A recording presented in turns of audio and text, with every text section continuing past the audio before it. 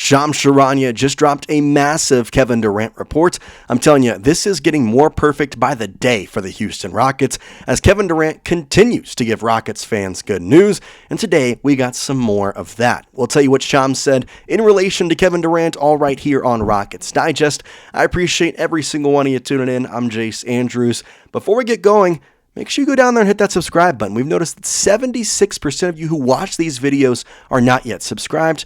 What are you waiting for? It's 100% free. Plus, we're giving you the latest news, information, updates on the Houston Rockets. I'd appreciate it. It helps the channel grow. And of course, it helps build an even stronger community of Rockets fans here on Rockets Digest. Without wasting any of your time, let's go into the report here as Texas Jacob has this on Twitter saying, quote, "The plan for Kevin Durant is for him to retire in Houston. Let's go." Now, we had this kind of inclination that was the plan, but now we again are getting official confirmation from Shams Charania and also said that the Rockets are really exciting Kevin Durant. He was excited about players like Alperen Şengün, Amen Thompson, Tari Eason, Jabari Smith, and Reed Sheppard. And we have so many more quotes from this morning's first take as Shams Charania went on, talked about Kevin Durant, talked about the future of him in Houston and why this is such a match made in heaven for KD and the Houston Rockets. But let me know your initial reaction to Kevin Durant retiring as a Houston Rocket. And there is a very real possibility if Kevin Durant were to attain a championship or two in Houston, that when he goes into the Hall of Fame, it's going to go in as a Houston Rocket. That would be absolutely incredible. Even if he just plays 3 or 4 years here, you win 2 championships with a team when he had only won, I think he won 2 with the Warriors. Like, it would be a potential that he could go into the Hall of Fame as a Houston Rocket. So I'm excited, but let's get into these Shams quotes that he had a whole talk about Mr. Kevin Durant on the latest here. Let me go back here. There it is. So Shams Charania on First Take said this, saying, quote, "The plan for Kevin Durant is for him to retire in Houston. They are eventually this offseason going to discuss a contract extension, figure out where that lands," end quote. Now, if you did not remember, it is sounding like Kevin Durant is going to take a little bit less money on that contract extension to try and help the Rockets team push for some more title contending players on this squad. Now, obviously, Kevin Durant has come here chasing a ring, and I'm fine with it, and he is doing it the right way. I think a lot of people really criticized Kevin Durant when he said the next chapter and went to the Golden State Warriors when he joined an already dynasty-type super team. The Rockets are not that yet. They could be. They're on their right track, but they made the playoffs this last year for the first time since 2020, and they were the number 2 seed in the Western Conference, and yet they still lost in number 2 in the first round to the Golden State Warriors. Kevin Durant's coming here. He's doing it the right way, and in a lot of ways, he's pushing himself to be the leader of this team by taking less money, by trying to get a championship, by loving all the guys on here. I truly believe that the Rockets may have gotten the win of the lottery here because of how much Kevin Durant wanted to be a Houston Rocket and now is proving that now that he has signed, or not signed, but now he's being officially traded to the Houston Rockets. So that would be just so massive to potentially get some more title contending players in here with some extra cap space. The CBA, don't get me started on it. The past couple of days, it's just become an absolute joke, and certain things that's CJ McCollum deserves a lot of credit for making this horrible thing up. Whatever. Don't get me on my soapbox, but let's go back into the quotes from Shams Charania, in which he says, quote, "But throughout the process, it became the finalists between Miami and Houston. But the Rockets really excited Kevin Durant, I'm told. Players like Alperen Şengün, Amen Thompson, Tari Eason, Jabari Smith, Reed Sheppard," end quote. And funny enough, of those names, Smith, Reed Sheppard, both of those guys were listed as potential trade candidates in this Kevin Durant trade. And Kevin Durant mentioned them by name, saying, "I love what they're doing." Jabari, who is still so young, Reed Sheppard, who is even younger, these guys are going to be the future of the Houston Rockets. And Kevin Durant recognizes that. And the best part about this is you have a veteran leader in Kevin Durant. You have a guy who is literally been at the top of the NBA world, has been through injuries. He has done a lot in his career. And he is recognizing this young talent. And I firmly believe that at least with Jabari, maybe even some more guys on the team, He's going to be here to mentor them. He's going to be here to try and help them out. And I have to think because he played his college ball at UT, it's a little bit of a close to home feeling coming back to Texas, playing with a team that he, in the same state as his college, it's just a match made in heaven for me. It's like a perfect fit, and I could not be more excited about it, and I hope y'all are too. Shams Charania had one final quote here on First Take saying, quote, "I think Kevin Durant really views himself here. It's a perfect fit in a lot of ways, and we know he can be a number one option on any given night. The Rockets made this move. It's a win-now trajectory type of move."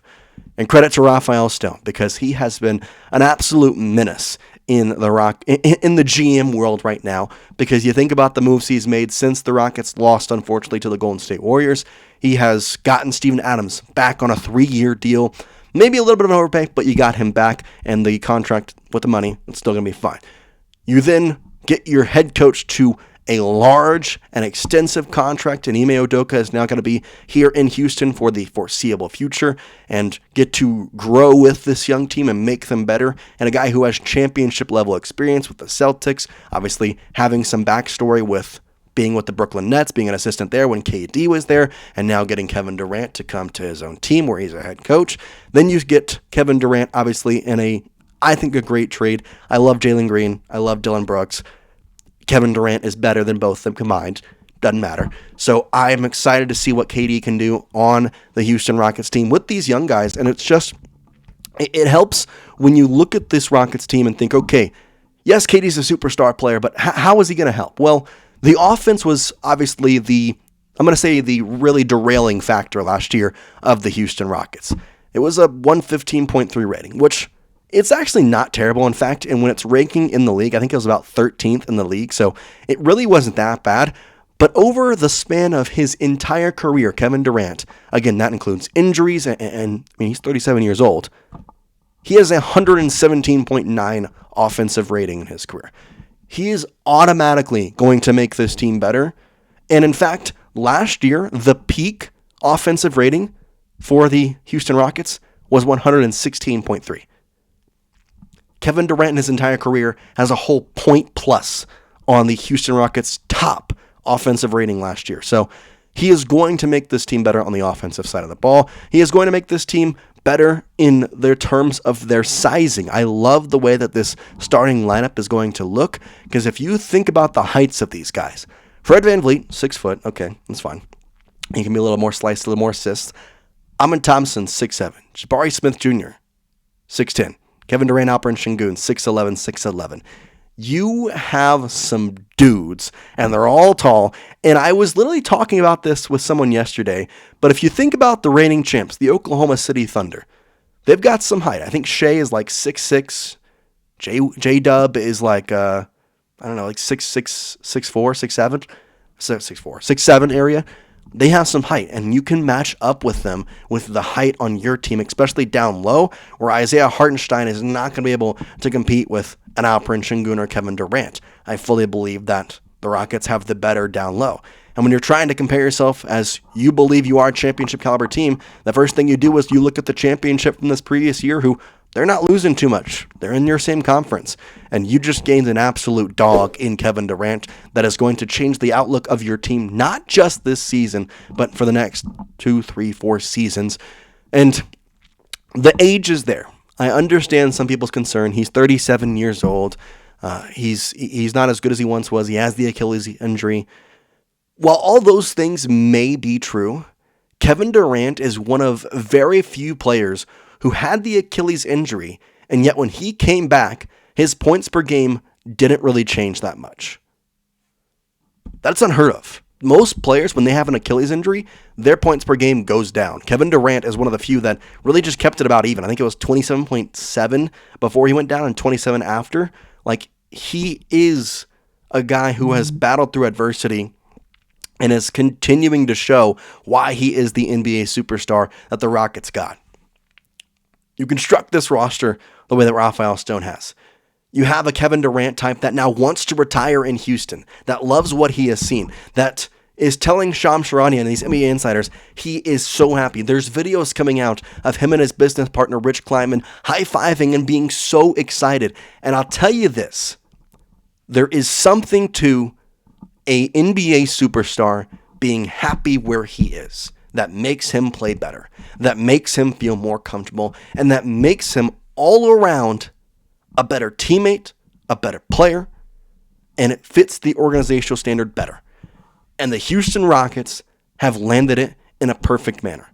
Now, did they get lucky in some ways? Because Kevin Durant could choose wherever he wanted to go. And he said, I want to go to a Texas team in San Antonio or Houston. And San Antonio said, we're good. And Houston said, well, here you go. We'll take him.